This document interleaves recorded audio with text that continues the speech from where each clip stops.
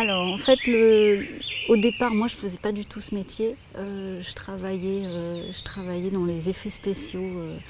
Ouais, je me suis un peu fourvoyée. Donc au bout de 5 ans, je suis partie et j'ai été voir les éditeurs que j'aimais bien. Mon dernier rendez-vous des éditeurs que vraiment j'aimais bien, c'était Kaléidoscope. Et elle m'a dit qu'elle aimait bien mes dessins, mais mes dessins c'était des croquis de gens dans le métro, ça n'était vraiment pas enfantin du tout.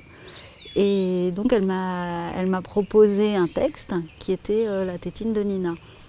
Donc Nina, moi j'ai trouvé extraordinaire ce texte. On a démarré là-dessus. Donc j'ai pas choisi le prénom, j'ai donné un aspect visuel et une tête à cette petite fille, mais le caractère il était déjà très présent dans le texte.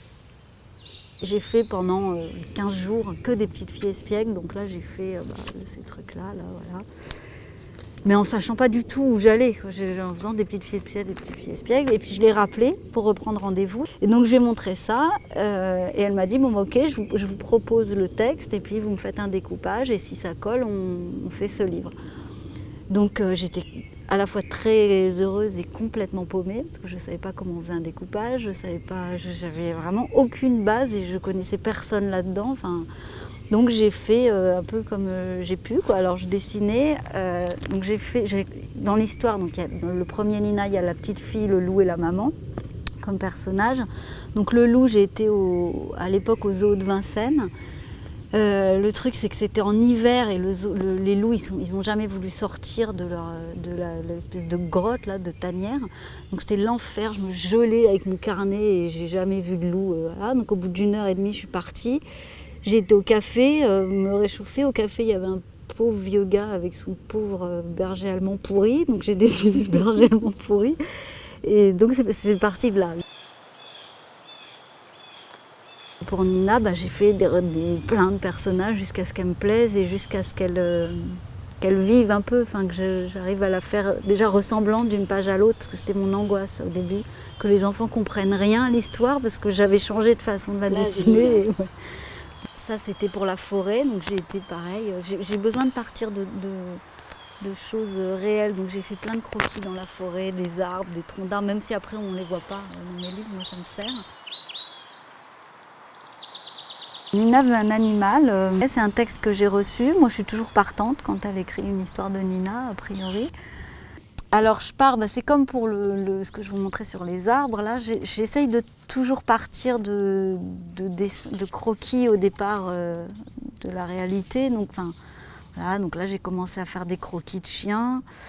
Donc une fois que j'ai fait ces premières recherches-là, je fais des sortes de maquettes qui me permettent de rater, en fait, de rater plein de fois pour recommencer, de me dire non c'est affreux, les yeux sont beaucoup trop gros, je recommence, je les fais plus petits.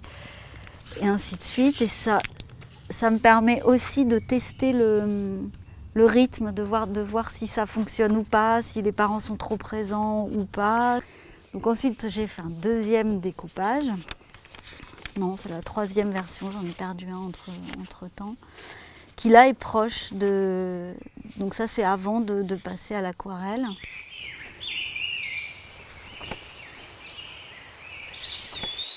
Pour moi, ça se termine très mal. Pour moi, quand un gamin demande un chien, il n'est pas question qu'il ait un chien à l'arrivée. Si je dois choisir un animal, je veux bien que mes enfants aient des chats, par exemple, parce qu'on en a déjà 2, donc pourquoi pas. Il y a un jardin, ils sont dehors, et puis il n'y a pas besoin, ça aboie pas, ça me convient mieux. Un des trucs que je préfère au monde, c'est les pique-niques. Moi, j'adore ça. Et donc, j'ai plein de tissus de pique-nique et j'en ai des comme ça, j'adore. Et quand je faisais le premier Nina, donc, comme je vous disais, j'étais complètement perdue. Et elle, c'est Sardine. Je ne savais pas comment faire la couverture. Et je me disais, c'est important la couverture quand même, c'est le premier truc qu'on voit, il faut que je m'applique.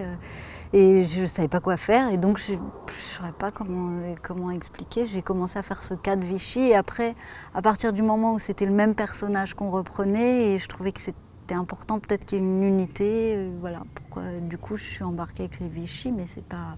je sais pas. Autant il y a un énorme travail avant, de préparation, des crayonnés, de recherche et tout ça, et ensuite, une fois que je passe à la couleur, je ne veux pas revenir 10 000 fois sur une image, je ne peux pas travailler à l'huile, je ne peux pas travailler, même la gouache, et enfin, je ne sais pas comment expliquer ça. L'aquarelle, il y a une part de hasard, pas vraiment de raté, mais je ne maîtrise pas complètement et j'aime bien. J'aime bien ne pas savoir exactement qu'est-ce que ça va donner si je fais une tâche pour sa robe à cet endroit-là.